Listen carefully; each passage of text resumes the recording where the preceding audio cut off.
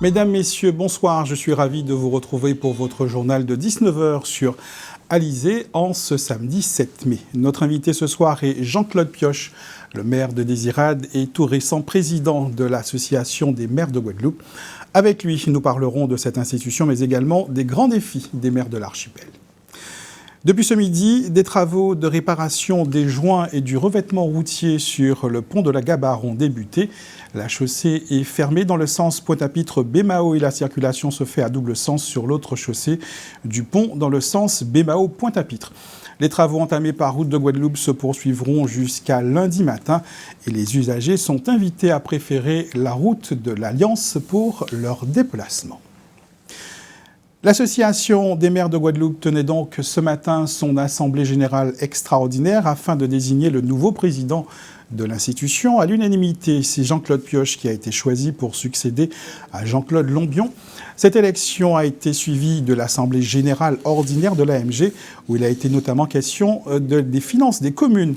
2 motions ont également été adoptées au cours de cette assemblée générale, dont une portant sur la dotation globale de fonctionnement accordée à l'État aux collectivités locales. Avec nous donc ce soir en plateau, Jean-Claude Pioche, nouveau président de l'Association des maires de Guadeloupe. Bonsoir. Bonsoir. Alors, je suppose que durant cette assemblée générale de ce matin, la mémoire, l'esprit de Jean-Claude Lombion était présent dans la tête de tous? Oui, bonsoir déjà à tous les Guadeloupéens. Heureux d'être là ce soir pour me présenter à la population en tant que président des maires de Guadeloupe. C'est sûr que ce matin, il y avait une émotion par rapport à feu le président Jean-Claude Lombion qui est parti il y a quelque temps. Et aujourd'hui, bon, il fallait repartir et l'association des maires avait programmé l'élection du nouveau président aujourd'hui même. Alors, vous avez été élu, on l'a dit, à l'unanimité. Et parmi les réactions, celle du président de région, Harry Chalus, qui se félicite de votre élection à la présidence de l'Association des maires de Guadeloupe. Il ne peut s'empêcher d'avoir une pensée pour votre prédécesseur Jean-Claude Lombion, mais il souhaite que vous réussissiez donc dans votre mission. Déjà, c'est un soutien? Bien sûr. Harry Chalus, le président de région, est un soutien. Un mot comme celui-là fait toujours plaisir au président des maires, car nous comptons beaucoup sur cette collectivité qui est la région et qui est là pour aider les communes. Donc avoir son soutien, je sais qu'on se rencontrera très prochainement. Déjà, on devait se rencontrer en tant que maire de la Désirade, mais là, on va se rencontrer pour pouvoir parler des difficultés de toutes les communes. Sachant que l'AMG, l'Association des maires, est une association apolitique. C'est aussi cela la caractéristique de cette association. Oui, bien sûr, c'est une association apolitique. C'est une association qui représente les maires. Donc les maires de Guadeloupe ne sont pas tous du même bord. Et peut-être, moi je dis heureusement. Donc nous allons travailler ensemble et le président de l'AMG est là pour travailler avec tous les maires. Comment envisagez-vous votre mission en tant que président de l'Association des maires de Guadeloupe? Bien, ma mission déjà, c'est de prendre en main cette association. Ça veut dire de revoir un peu toutes les choses, enfin, reprendre les dossiers, revoir le personnel, impulser une nouvelle façon de travailler avec tous les maires, les rencontrer, voir quels sont leurs désirs, comment ils veulent travailler déjà, échanger, parce que moi, je ne serai pas le président qui va décider. Je ne ferai pas de l'ingérence dans le fonctionnement des communes. Donc je vais travailler avec tous les maires. On va mettre en place un système de travail de façon à travailler de façon efficace et de façon concertée. Alors certaines personnes se demandent encore à quoi sert l'association des maires. Qu'est-ce que vous leur répondez? Bien, moi je dis que l'association des maires, c'est une bonne association parce que ça permet de fédérer. Ça permet de se concerter, d'échanger, d'avoir des sujets de concertation, les difficultés voir les difficultés des différentes communes et pouvoir trouver des solutions ensemble. Parce que même si les territoires ne sont pas les mêmes, souvent nous avons des difficultés qui se ressemblent et si nous avons trouvé déjà une solution quelque part, il faudrait l'appliquer autre part. Parmi les difficultés, c'est celle de la dotation globale. On en parlera tout à l'heure. Vous succédez à Jean-Claude Lombion qui était maire de Morne-à-l'Eau. Avant lui, il y avait René Noël, ancien maire de Désirade. Ce sont 2 communes de taille modeste. Est-ce là l'un des critères pour le profil de celui qui préside l'association des maires? Est-ce une question de disponibilité? Non, je ne pense pas. Le président de l'association des maires, c'est un président qui fait l'unanimité. Enfin, au moins à 50%, donc à 51%, je dirais. Même Morne-à-L'Eau reste une commune assez grande, parce que presque de 20 000 habitants, si ce n'est pas plus. On la Désirade, 1600 habitants, mais ça n'empêche pas d'avoir un maire à la tête d'une association et pouvoir travailler. Il faut que le maire en place puisse donner une impulsion et pouvoir travailler avec tout le monde. Une fois qu'on a trouvé cette personne, il n'y a pas de raison que ça ne fonctionne pas. On parlait tout à l'heure des difficultés. Le préfet de région, Jacques Billon, a beaucoup insisté ce midi sur les délais de paiement des collectivités locales et les conséquences des retards des règlements des factures des mairies, notamment pour les entrepreneurs locaux. Qu'est-ce que vous répondez à cela? Alors c'est vrai qu'on a écouté religieusement le préfet ce matin qui disait que les délais de paiement par des communes qui devrait être de 30 jours, approchait les 90 jours. Il a même parlé de 120 jours ou plus. Même 200 jours. De 200 jours. Donc c'est vrai que nous devons travailler pour faire un effort, mais c'est vrai aussi que les communes ont été amputées d'une partie des dotations globales de fonctionnement. Donc ça a aussi des conséquences. Et nous travaillons, tous les maires de toutes les communes travaillent pour qu'il y ait une meilleure gestion de leur commune de façon à être plus efficace. C'est vrai qu'avoir un budget en déséquilibre où on est surveillé par la Chambre régionale des comptes, ce n'est pas vivable. Enfin, pour les maires qui sont dans cette situation, c'est difficile pour eux.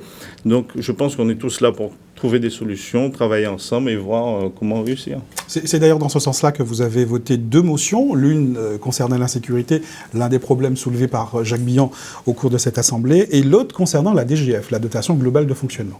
Voilà, déjà la première motion concernant la sécurité sur le département, c'est vrai que nous avons des chiffres qui sont un peu sévères, enfin, qui sont des fois un peu difficiles à accepter, mais nous devons travailler de concert avec l'État de façon à trouver des solutions. Et les maires ont voté ce matin une motion pour que l'État puisse accompagner le département, notamment en effectif des forces de l'ordre, de façon à pouvoir endiguer cette violence qui a tendance à monter. On n'oublie pas que nous sommes entre l'Amérique du Sud et les États-Unis, sur une plaque tournante. On a beaucoup de trafic de drogue et autres. Donc c'est vrai que nous sommes, par rapport à notre positionnement, on est en difficulté. Mais il faut travailler, on demande que l'État nous accompagne et qu'on trouve des solutions par rapport à cette violence. Concernant la DGF ? Concernant la DGF, une demande a été faite à l'État pour que les communes de Guadeloupe, un certain nombre de communes en métropole, ne sont pas amputées d'une partie de leur DGF, et nous demandons aussi qu'on prenne en compte les communes de Guadeloupe dans ces... Bon, c'est pas mal de communes, hein, c'est plus de 1000 communes qui sont sur les 36 000 qui sont blanchies par rapport à l'amputation sur la DGF. Donc on demande aussi qu'on soit dans ces communes et qu'on puisse travailler dans de bonnes conditions en Guadeloupe. Merci beaucoup, Monsieur Pioche, d'avoir accepté notre invitation.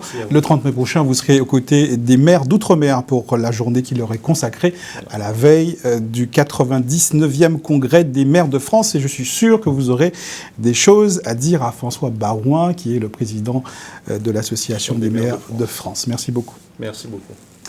On poursuit ce journal avec cet avis de disparition. La gendarmerie de Sainte-Rose lance un avis de recherche en raison de la disparition de Cassandra, à peine 14 ans, demeurant rue Saint-Michel à Montplaisir-Sainte-Rose. La jeune fille n'a pas donné de nouvelles à ses parents depuis le 30 avril, date à laquelle elle a fugué du foyer familial. Elle a été vue la dernière fois le 2 mai au matin aux abords du collège de Bébel.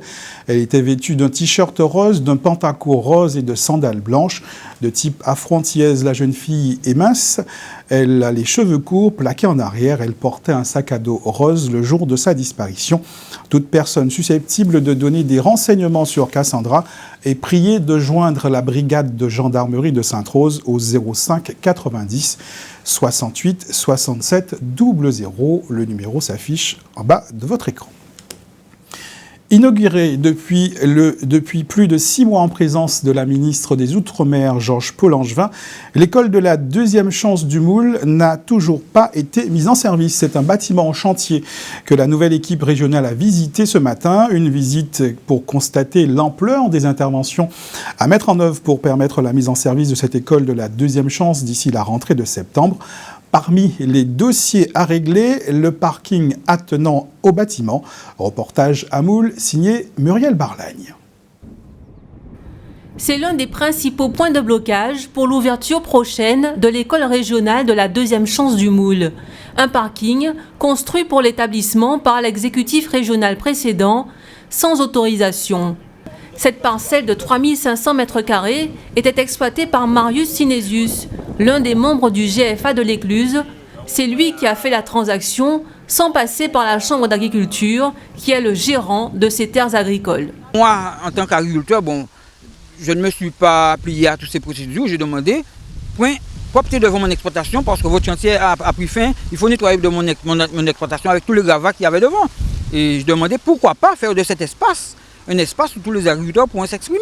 Venir faire une manifestation, venir vendre leur production de temps en temps, et puis voilà. Patrick Célin, le président de la Chambre d'agriculture de la Guadeloupe, avait déjà alerté l'ancienne majorité régionale sur ce dossier, sans résultat. Cette rencontre a permis de dégager différentes pistes pour résoudre le problème. La région qui dit qu'ils n'ont pas besoin de cet espace parking pour l'école de la deuxième chance, mais puisque le mal est fait, si véritablement il n'y a pas d'autre solution, il s'en servera, bien sûr, effectivement, il va utiliser ce parking. Et en échange, il trouvera une parcelle de 5000 m², disons 3500 m², 5000 m², pour compenser le GFA. Alors, nous, en tant que gérants, ce que nous proposons, c'est de rassembler l'ensemble de ces partenaires, à l'occasion d'une assemblée générale extraordinaire que nous allons convoquer assez rapidement. Et je crois que là, on aura une décision majoritaire qui sera prise. L'équipe en place à la région envisage d'ouvrir l'établissement en septembre prochain. Mais ce parking n'est pas la seule ombre au tableau. Pourtant, le 23 octobre dernier, l'école a été inaugurée. La cuisine n'est pas achevée, il y a encore plein de malfaçons. Et il fallait aussi rencontrer des agriculteurs concernant la plateforme qui se trouve juste derrière nous, qui a été conçue pour des parkings pour cette école. Donc trouver une solution pour pouvoir l'utiliser au mois de septembre avec les agriculteurs. Donc les choses avancent convenablement. Nous sommes venus ici avec le président de l'école de la deuxième chance, M. Courtois, et la directrice, de manière à faire le tour et voir un peu comment accélérer les choses pour qu'en septembre, nous soyons opérationnels. Depuis 2004, les écoles de la deuxième chance sont une solution pour sortir de l'exclusion les jeunes de 18 à 30 ans ayant eu une scolarité difficile. La première a ouvert ses portes à Jarry en 2007, en Guadeloupe. L'école du Moule, c'est le 3e site que la région met en place pour les jeunes. Ce qu'elle a de particulier, c'est qu'elle vient en complément de 2 autres écoles qui existent sur le territoire. La première à Jarry, la seconde sur le site de Saint-Claude et donc la 3e au Moule, de façon à embrasser le plus largement possible les jeunes qui sont en rupture de formation et de pouvoir, puisque le site du Moule a un hébergement, de pouvoir également attirer des jeunes des îles du Sud, voire des îles du Nord, qui souhaiteraient se remettre en parcours et relancer finalement la dynamique de formation qui leur est proposée. La construction de ce site a coûté un peu plus de 7 millions d'euros. 250 stagiaires doivent y être accueillis chaque année. Mais vu la taille de l'établissement, l'exécutif régional pense aussi y installer une pépinière d'entreprise. Après le Moule, direction la commune de Petit-Canal, la saison de bœufs-tyrans vient de débuter ce matin. Ce sont les enfileurs de Petit-Canal qui recevaient leurs homologues des 15 autres clubs,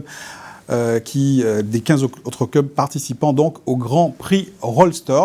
Une compétition qui connaît un véritable succès populaire, bien au-delà des simples aficionados, comme l'a constaté Anne-Elisabeth Arsène. Prenez des bœufs, 35 attelages et des spectateurs. Mixez le tout et vous obtiendrez après un mois d'organisation une compétition de bœufs-tyrans opposant 16 clubs. Aujourd'hui c'est le Grand Prix Rollster, c'est une compétition que nous organisons chaque début de mai. C'est la 2e compétition de l'année. Donc il s'agit de gravir la côte avec le moins de temps possible avec une charge dans la charrette. Donc la compétition se passe en une manche, c'est le meilleur qui gagne. Donc dans la catégorie minime, le meilleur temps c'est le premier, et dans la catégorie cadet, l'après-midi ça sera pareil. Devant un public de connaisseurs comme Anaïda, venue encourager son mari, ou d'amateurs de passage, les bœufs-tyrans font le spectacle. Je suis venue en bœuf-tyran parce que c'est une tradition, surtout pour mon mari, depuis tout petit, il est dedans. Et moi, ça ne fait que 7 ans que je le suis. Le fait que les bœufs montent avec un certain nombre de poids Aujourd'hui, il y a eu 1300 dans la charrette, donc c'est quand même beaucoup. Ils sont montés sans s'arrêter et c'est ce que j'ai trouvé formidable. Bon, c'est la fête de ma commune et comme moi j'aime les Butirons, c'est pour ça que je suis là aujourd'hui, quoi. Elle a bien s'échaudé, on peut dire ça. Bon, les chansons sont sympas, il faut avoir de la patience. Nous, on arrive un peu au hasard, mais c'est avec plaisir. Et puis, c'est tellement rare de voir des bœufs parce qu'en France, il n'y en a presque plus. Il y en a au Pont de Montvert, encore des attelages. Et puis, de fêtes comme ça, je crois qu'elles n'existent pas actuellement. J'en ai jamais entendu parler. Alors, c'est sympa.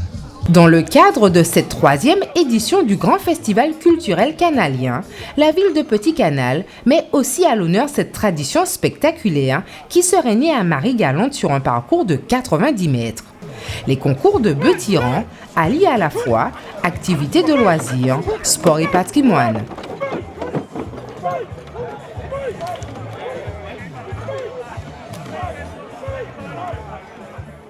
Demain, c'est à Dubédou-Saint-François que le comité guadeloupéen de bœufs tirants vous donne rendez-vous. Une compétition organisée par Soleil Levant de Saint-François.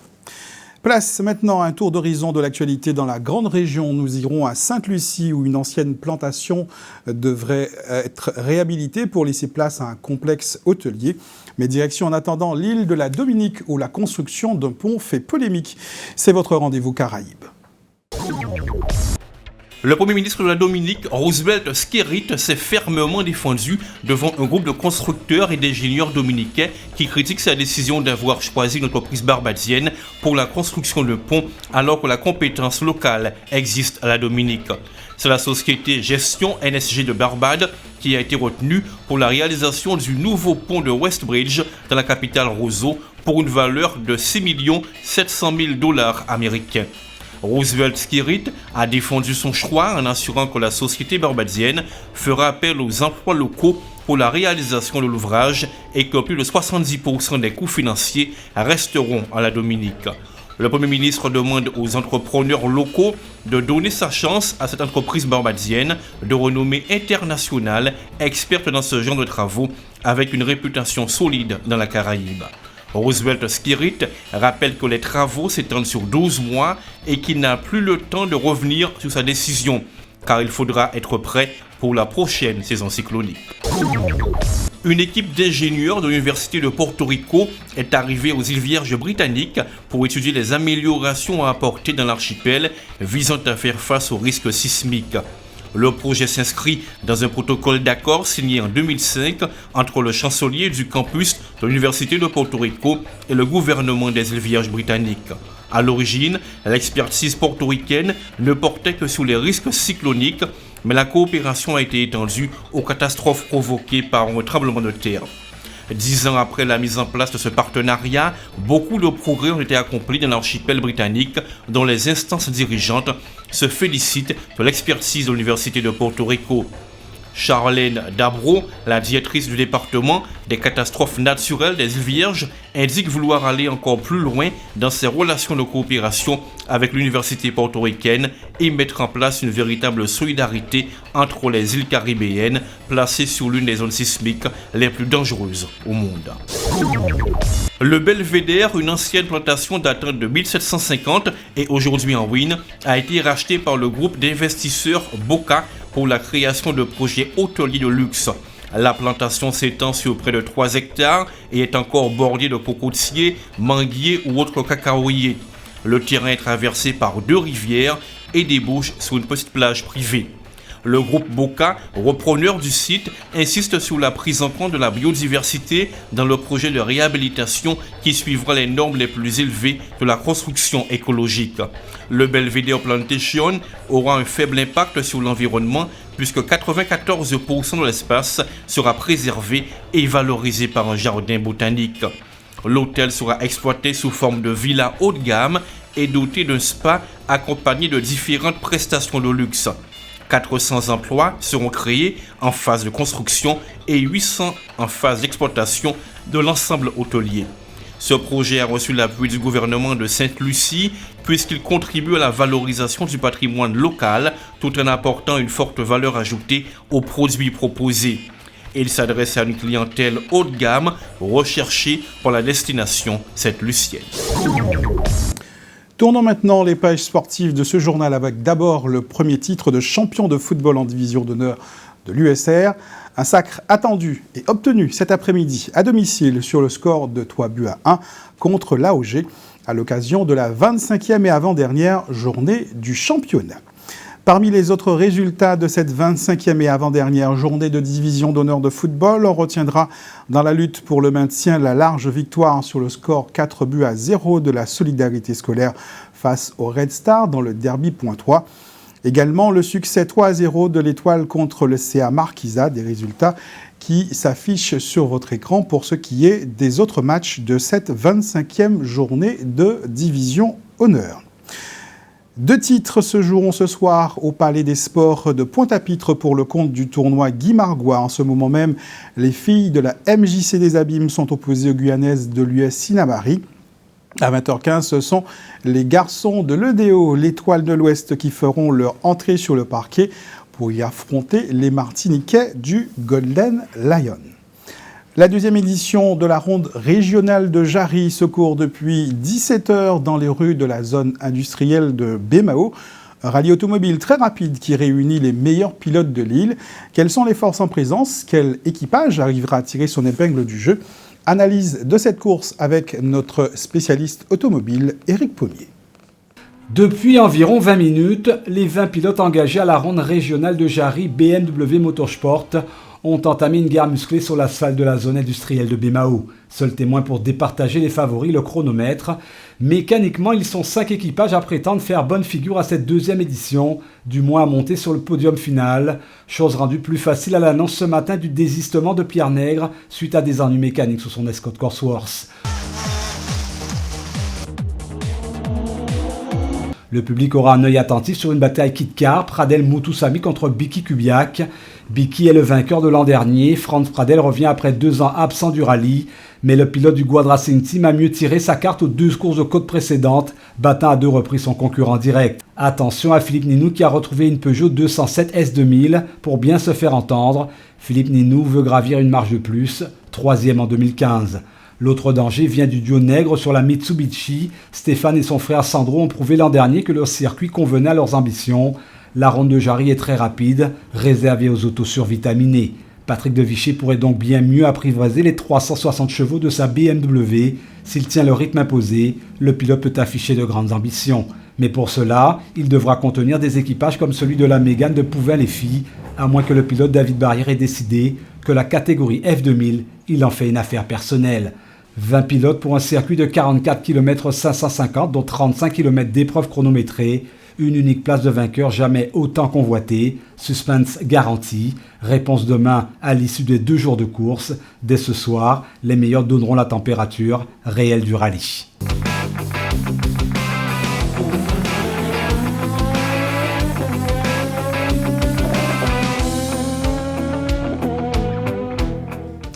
Et parmi la presque vingtaine d'équipages engagés dans cette compétition qui marque le début de la saison automobile, le jeune Nicolas Joseph, le pilote, a changé de monture et entend se faire sa place cette année. Dans le groupe N, Éric Pommier l'a rencontré avant le départ du rallye de cet après-midi. Fini l'époque de la Peugeot 206 du groupe F2000.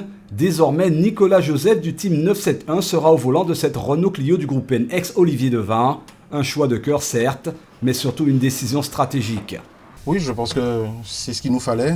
Une auto avant tout fiable, très performante et qui de plus s'inscrit dans un groupe très concurrentiel, la classe également.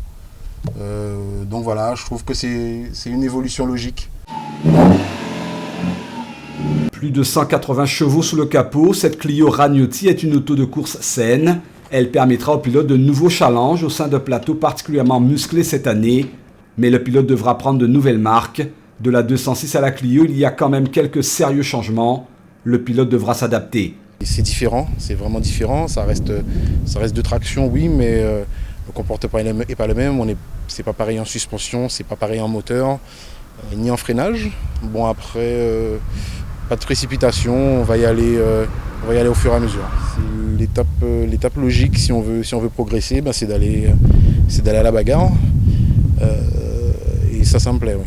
Dès ce soir, le pilote prendra la mesure de sa nouvelle monture sous la ronde nationale de Jarry. Un rallye très rapide. Nicolas Joseph sera vite dans le bain. Mais l'épreuve pour le pilote s'annonce avant tout comme une bonne mise en jambe pour le rallye des Grands Fonds à venir en juin. Une épreuve que le pilote affectionne particulièrement. Il y a effectué ses premiers tours de roue sur la 206. C'était en 2013. Nicolas Joseph a hâte d'en découdre et cette fois sur une auto qui devrait lui permettre d'envisager plus sereinement les saisons à venir. Quand la danse rencontre la natation, cela donne une discipline qui demande souplesse, agilité et endurance. Une discipline devenue olympique depuis 1984 et qui sera inscrite au programme des Jeux de Rio en août prochain. Et même si la natation synchronisée demeure confidentielle, elle réunit un certain nombre de licenciés en Guadeloupe qui défendent fièrement les couleurs de l'archipel. Éric Pommier est allé à la piscine intercommunale des Abîmes. 8, 9 rien, 1 la poussée repos. Et la même chose sur les quarts de tour pour faire le tour. C'est bon? Ici, au club de l'ASPTT, entraînement sans relâche, car les nageuses options synchronisées ont toujours le souci de la perfection du geste. Bien sûr, Cindy Maulois n'est jamais très loin pour veiller au grain. Sylvie Maulois, qui se réjouit des récents résultats de la sélection Guadeloupe Alchimie de 3 clubs. C'était pour les Carifta Games en mars dernier en Martinique, à la clé, des résultats sans appel. Il y avait 4 nations en compétition, il y avait 9 titres à prendre et la Guadeloupe a pris les 9 or. Bravo. C'était pas chose facile, on a senti la pression. De l'autre côté, en Martinique, elles ont un bon niveau. En Guyane aussi, elles ont un niveau qui est pas mal. La Barbade avait envoyé son équipe 2, mais elles avaient aussi un bon niveau. Ça fait toujours beaucoup de concurrence et je trouve que c'est une expérience très importante pour l'équipe de la Guadeloupe.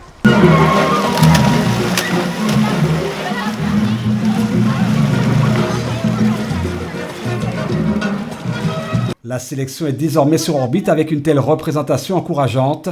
Sylvie Maulois ne baisse pas la garde pour autant avec toujours cette ambition à long terme d'obtenir un passeport pour les championnats de France. La route n'est pas si longue pour arriver à faire du rêve une réalité. Il faut simplement se donner à la tâche. La natation est en effet un sport exigeant. Eh bien sûr, c'est un sport très exigeant parce qu'il regroupe et de la danse, et de la natation, et de la gym, avec une recherche de perfection sans cesse. Le programme à venir pour les nageuses est intéressant. Le 20 mai, elles se jetteront à l'eau dans le cadre de l'inauguration du centre aqualudique René Touribio, ex-centre thermal de Ravenschaud. Suivra le 18 juin le gala de fin d'année et pour conclure, les passages de grade le 26 juin prochain. Un programme soutenu avec la mission pour ces reines du ballet aquatique de synchroniser parfaitement ces futurs rendez-vous du calendrier. Il y a pour objectif de faire sortir de l'eau une discipline malheureusement encore mal connue. Mais demain, la natation synchronisée sera sous les projecteurs avec le championnat de la Guadeloupe, point de rencontre, la piscine intercommunale située aux Abîmes.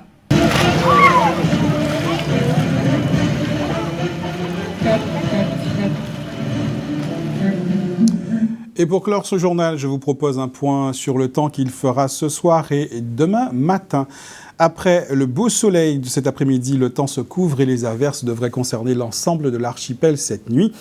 Des averses qui persisteront demain matin dans de nombreuses communes, mais rassurez-vous, celle de Saint-François devrait être épargnée pour la compétition de Beuh-Tyran à Dubédou. Dans un instant, l'actualité nationale et internationale, une météo plus complète et l'agenda. On se donne rendez-vous demain 12h30 pour une nouvelle édition de votre journal régional. Vous pourrez revoir ce journal d'ailleurs sur notre site internet alizé.com. Passez une excellente soirée sur Alizé Guadeloupe.